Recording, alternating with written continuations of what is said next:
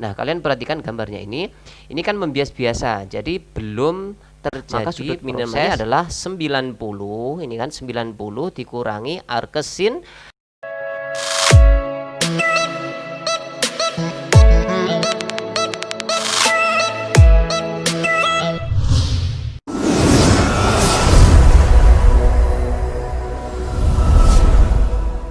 Bismillah, assalamualaikum warahmatullahi wabarakatuh. Ketemu lagi bersama channel kesayangan kita semuanya, sahabat klinik IPA, yaitu Klinik IPA Ruang Berbagi Pengetahuan. Baiklah, sahabat klinik IPA, kali ini saya akan membahas edisi spesial ya. Ini adalah salah satu permintaan dari sahabat klinik IPA, yaitu minta untuk membahas tentang optik secara lengkap. Tapi permintaannya sangat susah ya, karena materi optik begitu banyak dan kita dibatasi oleh durasi video. Kali ini saya akan mencoba untuk memaparkan soal-soal populer yang mungkin bisa jadi keluar di KSN tahun 2020 ini ya. Nah, seperti apa soalnya? Yuk kita saksikan bersama-sama. Slide yang pertama. Ini adalah soal OSP tahun 2019. Seorang anak dengan tinggi badan 140 cm berdiri di depan cermin. Mata anak tersebut berada 10 cm di bawah ujung atas kepala. Agar anak tersebut dapat melihat bayangan tubuhnya secara keseluruhan, yaitu ujung kaki hingga ujung kepala, maka tinggi cermin haruslah titik-titik cm dan ujung bawah cermin harus diletakkan pada ketinggian titik-titik cm. Baiklah sahabat klinik IPA, kalau ini digambar ya dengan menggunakan prinsip pembentukan bayangan pada cermin datar, maka akan ditemukan berbagai macam perbandingan pola bangun segitiga, tapi akan memakan waktu yang lama. Tapi prinsipnya begini, kesimpulannya adalah bahwa ukuran panjang minimal cermin yang dibutuhkan itu untuk melihat seluruh tubuh adalah setengah dari tinggi tubuhnya, karena tinggi tubuhnya adalah 40, berarti setengahnya adalah 70 cm. Kemudian cermin harus diletakkan paling rendah, yaitu pada ketinggian, yaitu panjang minimal cermin tadi, yaitu 70 cm, kemudian dikurangi dengan jarak mata ke atas kepalanya dibagi 2, yaitu 10 dibagi 2, yaitu 5, berarti 70 dikurangi 5, yaitu 65 cm. Jadi prinsipnya seperti itu. Berikutnya sahabat klinik IPA, benda kecil terletak di depan cermin cekung yang jarak fokusnya adalah F. Pada jarak benda S0 sama dengan F, sifat bayangannya adalah titik-titik. Nah, kalian harus ingat ya sifat cermin cekung ya. Cermin cekung itu adalah cermin positif. Nah, ini jarak bendanya ada di fokus. Berarti nanti jarak bayangannya pasti di jauh tak terhingga ya. Karena sinar pantulnya akan saling sejajar. Nah, seperti ini. Jadi nanti kemungkinan pertemuan antara kedua sinar pantulnya, kalau sini ya, kalau sinar pantulnya kan ke arah sini, karena ini sejajar maka tidak mungkin ketemu di sini kan. Kalau ada kasus macam itu maka kita tarik ke arah sebaliknya. Nah, kalau ini kita lanjutkan maka akan ketemu di titik tak hingga, jadi bayangannya bersifat maya. Nah, seperti ini, sehingga bayangannya bersifat maya. Kalau maya pasti tegak pada jarak tak hingga di depan, di belakang cermin. Jadi jawabannya adalah C. Itu prinsipnya ya. Kata kuncinya ada di sini. Benda berada di titik fokus sehingga sinar-sinar pantulnya saling sejajar. Kalau ada kasus semacam itu berarti bayangannya adalah maya, tegak, di jauh tak terhingga. Itu ya. Terus kemudian soal berikutnya ini adalah soal OSK tahun 2016. Sebuah cermin cekung memiliki jari-jari kelengkungan 10 cm, berarti fokusnya adalah setengahnya, yaitu 5 cm. Agar cermin itu membentuk sebuah bayangan maya, ingat bayangan maya berarti S aksennya adalah negatif dan tegak yang tingginya adalah 5 kali, jadi maya tegak diperbesar. Nah, karena tingginya maya tegak diperbesar, ini sangat mudah sebetulnya ya, tidak perlu dihitung. Seperti ini kan, kalau bendanya kan ada, ini fokusnya kan 5. Nah, bayangan yang diinginkan adalah maya tegak diperbesar, berarti bayangan maya itu hanya terbentuk ketika bendanya ada di sini, di ruang 1, di daerah sini kan. berarti jaraknya kurang dari 5. Nah, kalau ini jelas salah kan? Ini jelas salah, ini salah. Berarti 4 cm nggak mungkin di belakang kan? Karena benda itu kan pasti harus di depan cermin. Maka jawabannya adalah 4 cm di depan cermin cekung. Jawabannya pasti D nih. Jadi tidak perlu tuh dihitung. Oke. Nah, berikutnya sahabat klinik IPA, ini adalah soal pembiasan ya. Gambar di bawah ini melukiskan jalannya berkas sinar monokromatik, yaitu sinar yang monokromatik itu berarti ya bisa merah, hijau, kuning, biru dan seterusnya ya. Kalau polikromatik kan cahaya putih berarti. Datang dari medium berindeks bias N1 maksud saya ke medium berindeks bias N2. Nah, seperti ini N1, ini N2. Kalian masih ingat ya? Prinsip pembiasan ya, ini adalah sudut bias, sedangkan ini adalah ini sudut datang, sedangkan ini adalah sudut bias. Nah, kalian perhatikan gambarnya itu, berarti theta itu lebih kecil daripada sudut biasnya, artinya dibiaskan menjauhi. Kalau dibiaskan menjauhi berarti ini N1 indeks biasnya pasti lebih besar daripada N2 begitu. Nah, bila sudut kritis sama dengan 45 derajat, maka kondisi fisis berikut yang paling mungkin adalah titik-titik. Kalau ini dikaitkan dengan sudut kritis, berarti nanti dimungkinkan akan terjadinya pemantulan sempurna. Jadi pemantulan sempurna itu syaratnya sinar datang berasal dari indeks bias yang lebih besar ke indeks bias yang lebih kecil, dari yang rapat ke renggang. Terus kemudian sudut datangnya harus lebih besar daripada sudut kritis. Nah, kalian perhatikan gambarnya ini kan membias biasa, jadi belum terjadi proses pemantulan sempurna, jadi masih pembiasan biasa ya. Nah, karena ini terjadi pembiasan biasa, berarti syarat sinar datang lebih besar daripada sudut kritis. Ini sudut datang lebih besar daripada sudut kritis tidak termenuhi. Berarti sudutnya pasti kurang dari 45, kurang dari 45 ya kan. Berarti jawabannya adalah N1 lebih besar daripada N2 dan sudutnya kurang dari 45. Berarti ini karena belum terjadi pemantulan sempurna. Berarti sudut datangnya wajib lebih kecil dibandingkan dengan sudut kritisnya. Begitu sahabat klinik IPA ya. Paham ya? Nah, sekarang soal OSK tahun 2016 juga ini. Soalnya begini, pada suatu percobaan optika diperlukan sebuah berkas sinar sejajar, sedangkan sumber cahaya yang digunakan adalah sebuah lampu yang menghasilkan berkas sinar yang menyebar ke segala arah. Jadi lampu ya. Untuk maksud tersebut maka digunakan titik-titik dari lampu yang cahayanya menyebar ke segala arah. Diinginkan sinar biasnya semuanya sejajar. Masih ingat ya, lensa yang bisa memfokuskan cahaya yang sejajar itu adalah lensa positif atau lensa konvergen. Nah, berarti ini dibalik, agar sinar biasnya sejajar berarti lampunya harus ditaruh di titik fokus. Kan begini kalau digambar. Nah, jadi jawabannya pasti ini lensanya harus lensa konvergen kan, yang dipasang sedemikian rupa sehingga lampu berada di titik fokus. Jawabannya C, tidak perlu dianalisa dengan menggunakan matematika ya.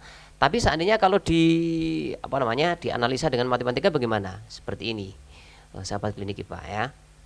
Nah, agar berkas sinar yang keluar merupakan berkas sejajar, maka letak bayangan itu harus di tak hingga. Jadi S aksennya atau SI nya harus tak hingga. Maka kalau kita gunakan persamaan umumnya, seper F sama dengan seper S0 ya, S0 ditambah seper SI atau S aksen. Nah, S aksennya adalah tak hingga kan. Nah, ini 0, maka seper tak hingga ini adalah sama dengan 0.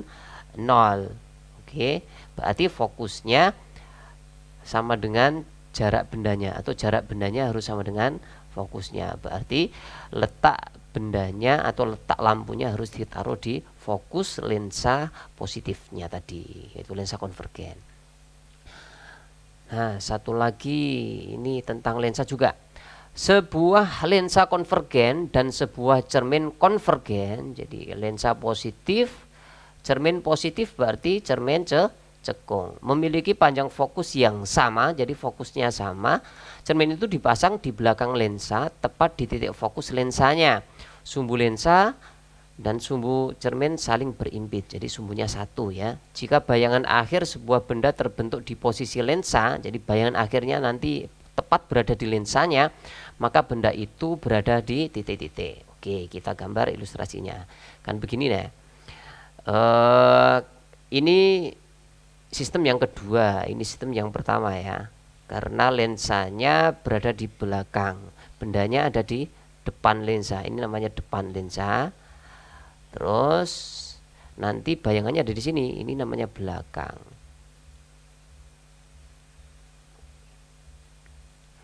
Oke, ini sebetulnya dinalar saja bisa kok. Nah, agar bayangannya tepat di lensanya kan begini, berarti nanti sinar-sinar dari cerminnya ini harus terfokus ke sini. Nah, ini kan fokusnya ini, jadi lensanya tepat berada di fokusnya cermin, maka sinar-sinarnya ini harus sejajar.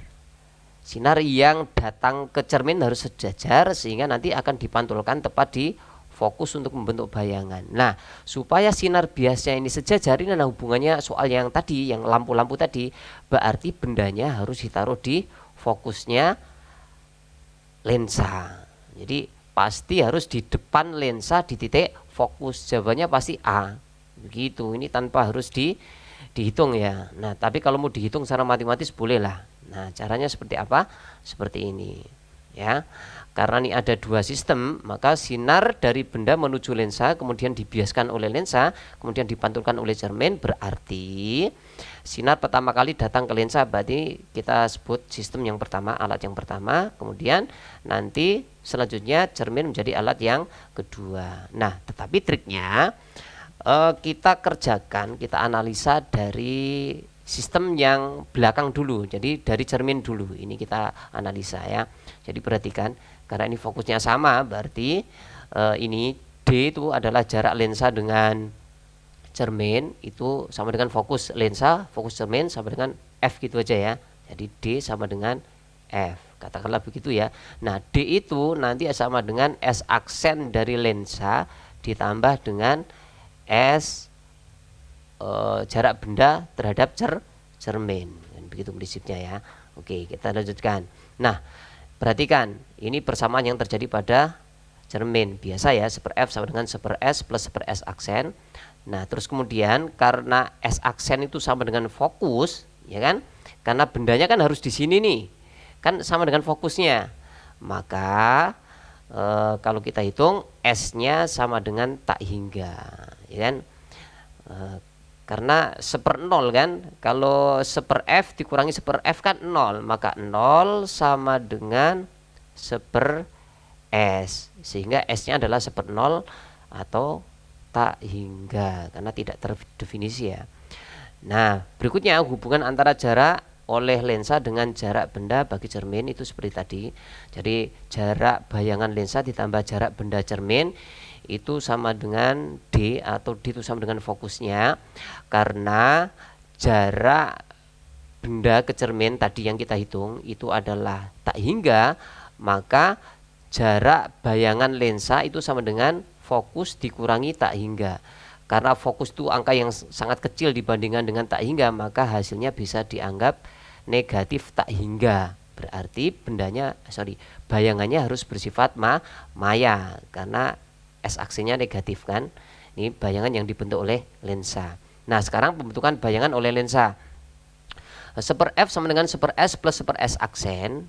Itu karena S aksennya adalah tak hingga, maka kemudian min tak hingga ya. Ini adalah min tak hingga, maka 1/min tak hingga berarti 0. Berarti 1/F sama dengan 1/S. Jadi ini hasilnya, ini kan 0, ini kan 0 ya. Maka jarak benda harus sama dengan fokus. Berarti jarak benda dari lensa yaitu harus tepat di fokusnya sini. Begitu ya. Itu kesimpulannya, ya kan? Maka jawabannya adalah A tadi ya. Mana soalnya? Oh ini kan di depan lensa di titik fokus. Oke. Nah, jawabannya adalah A. Oke. Lanjut. Sekarang soal terakhir ini, soal dari POSI ini ya, cukup menantang soal ini ya. Seberkas sinar dilewatkan dari medium berindeks bias 3 menuju lapisan bahan bagian dalam seperti gambar di samping. Aduh, gambarnya mana ini ya? Sorry, gambarnya ada di sini mungkin ya. Oh iya. Oke, siap ya. Gambarnya seperti itu. Jika lapisan luar terbuat dari bahan yang memiliki indeks bias akar 2 dan bagian berindeks bias 2, maka sudut theta minimal agar sinar keluar dari sisi yang lain melewati bahan bagian dalam dengan sempurna adalah titik-titik. Ini soalnya rada bulet ya. Tapi gambarnya tadi jelas kok ini karena saya lupa natur gambarnya. Nah, untuk mengerjakan soal semacam ini, maka konsep yang kita pakai adalah konsep hukum Snellius tentang pembiasan dan pemantulan sempurna. Kita perhatikan ya. Nah, kita perhatikan. Yang ditanya ini loh. Nah, yang ditanya ini sudut minimalnya berapa, itu ya. Supaya jalannya sinar seperti ini. Nah, perhatikan, ini jalannya sinar kan, ini ke sini, sini. Yang terakhir ini. Oke. Nah, kita lihat sekarang pada saat masuk ke N2 ya, dari N1 ke N2. Ini garis normalnya. Berarti ini itu adalah sudut datangnya kan. Kita sebut beta max. Nah, theta ini akan bernilai minimal kalau ini bernilai maksimal kan, gitu logikanya. Karena ini kalau ditambah ini kan 90. Ini akan semakin kecil kalau angka ini mendekati 90 kan begitu. Nah, terus kemudian yang di sini adalah sudut biasnya berarti ya, sudut bias, sudut garis normal dengan sinar biasnya. Nah, karena di sini terjadi pembiasan biasa, maka berlaku N3 sin B max sama dengan N2 sin R. N3-nya adalah 3 sin B max sama dengan 2 sin R. Ya kan? Ini persamaan hukum Snellius biasa. Nah, sampai sini berhenti karena R-nya kita tidak tahu. Berikutnya ini adalah ini garis normal yang kedua ya. Perhatikan, ini kan tidak membias ini pemantulan nih. Jadi pemantulan sempurna. Maka sudut biasnya itu adalah ini 90, sedangkan sudut datangnya itu adalah alfa. Oke. Karena pemantulan sempurna, maka berlaku seperti ini. Nah, ya kan? N2 kalikan sin alfa sama dengan N3 dikalikan sin 90. 90 itu adalah ini kan sudut bias yang kedua, maka N2-nya itu adalah 2, kemudian sin alfa, kemudian N3-nya adalah akar 2, sin 90 adalah 1, sehingga alfanya diperoleh sin alfa adalah setengah akar 2, sehingga alfanya adalah 45 derajat. Nah, dari sini maka R itu adalah 90 dikurangi alfa, sehingga kalau ini kita masukkan ya kan, maka sin beta max adalah 2/3 sin 90 dikurangi alfa, yaitu 45 tadi, sehingga sin beta max sama dengan 2/3 sin 90 dikurangi 45 adalah 45. Sin 45 itu adalah setengah akar 2. Maka kalau kita sederhanakan, maka sin beta max adalah akar 2. Sehingga beta max itu adalah arcsin dari ini ya. Sorry, ini dicoret ya. Oh, ini dicoret, ini salah ketik ini sepertiga ya. Ini sepertiga akar 2, sehingga beta max adalah arcsin sepertiga akar 2. Karena yang ditanyakan adalah sudut minimal, maka sudut minimalnya adalah 90. Ini kan 90 dikurangi arcsin akar 2 dibagi 3. Begitu. Jadi itu jawabannya ya. Jawabannya itu adalah ini. Nah, ternyata di sini tidak ada karena di sini jawabannya opsi C sama D sama. Mungkin salah ketik. Maksudnya adalah akar 2. Kalau ini akar 2, kemudian ini adalah 3, maka jawabannya adalah ini. Nah, begitu sahabat klinik IPA yang berbahagia, pembahasan kita tentang optik semoga bermanfaat. Sampai ketemu di video berikutnya. Assalamualaikum warahmatullahi wabarakatuh.